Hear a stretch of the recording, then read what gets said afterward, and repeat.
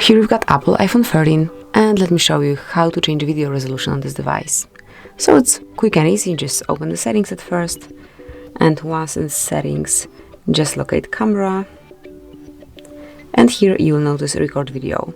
So you've got all the options. You can pick 4K and one of HD options, and then also you can apply particular FPS. So let me pick for example 4K and 24 FPS.